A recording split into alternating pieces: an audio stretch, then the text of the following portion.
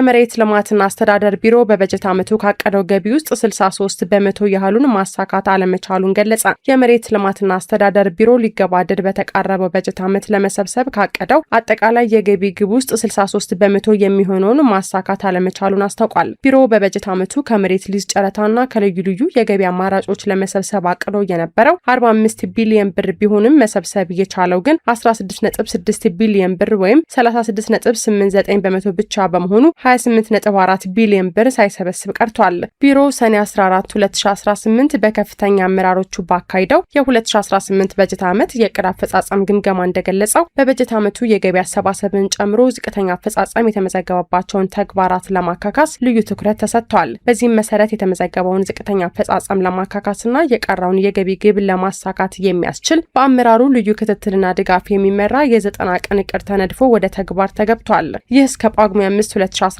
ዓ.ም ድረስ የሚቆየው የ90 ቀናት የማካካሻ ዕቅድ ከመሬት ሊዝ ጨረታ፣ ከአገልግሎት ለውጥ፣ ከመብት ፈጠራና ይዞታ አገልግሎት እንዲሁም በምደባ ከሚተላለፉ ቦታዎች የሚገኝ የሊዝ ቅድመ ክፍያን ጨምሮ ከተለያዩ የገቢ አማራጮች ከ17.34 ቢሊዮን ብር በላይ ገቢ ለመሰብሰብ ያለመ መሆኑ ተገልጿል። ይህ በእንዲህ እንዳለ የመሬት ልማትና አስተዳደር ቢሮ ደንበኞችን ለእንግልት የዳረጉና አገልግሎት ባጓተቱ 213 ሰራተኞች ላይ እርምጃ መውሰዱን ገልጿል።